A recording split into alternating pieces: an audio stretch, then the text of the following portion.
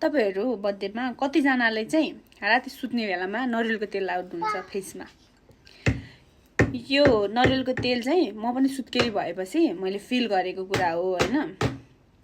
पहिले म पनि लाउँदिन थिए, बाबु नगर न ट्याक ट्याक नुनु। पहिले म पनि लाउँदिन थिए तेल भनेपछि मलाई पनि एकदमै धेरै सिक्सिको लाग्थ्यो हैन।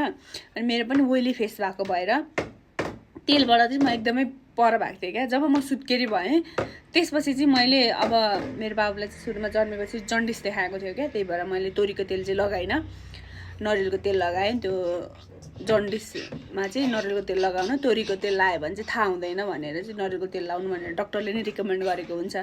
अनि मैले पनि मेरो शरीरमा तेल लगाएँ क्या, किनभने त्यो लगाएपछि लामो समयसम्म चिपचिप रहँदैन क्या। लगाएपछि एकछिनपछि त्यो सुक्छ क्या आफै। नरिवलको तेलको फाइदा चाहिँ त्यो। अनि त्यो मैले फेसमा पनि लगाएँ क्या। मेरो ओइली फेस भए पनि मलाई चाहिँ नरिवलको तेल एकदमै धेरै सुट गरेको छ क्या। त्यही भएर म जाडो महिनाभरि चाहिँ म नरिवलको तेल लगाउँछु क्या। यो चाहिँ नरिवलको तेल हो हैन। अहिले भर्खर मैले तताएर बाबुलाई लगाइदिए थिएँ, मालिस गर्दै थिएँ। अहिले चिसो भएको भएर जम्यो।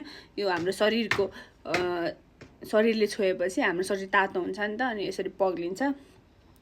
अनि यो चाहिँ म यसरी फेसमा लाउँछु क्या। यो चाहिँ यस्तो फाइदा हुन्छ नि, कहिले अनुहार फुट्दैन क्या। यो चाहिँ एकदम धेरै फाइदाको कुरा हो, मैले सेयर गरेँ। तपाईहरु कतिजनाले गर्नुहुन्छ कि गर्नु हुँदैन कमेन्ट गर्नुस् है त। अनि गर्नु हुँदैन भने पनि एकचोटी ट्राई चाहिँ गरि हेर्नुस्, एकदमै धेरै फाइदाको कुरा हो क्या यो। भएन छ भने पनि भन्नुस् मलाई सुट गरेन भनेर, किनभने मैले यसलाई खासै सुट गर्दैन जस्तो चाहिँ लाग्दैन। अनि यसरी देख्न सक्नुहुन्छ, हेर्नुस् त यो पुरै तेल हो क्या मेरो फेसमा।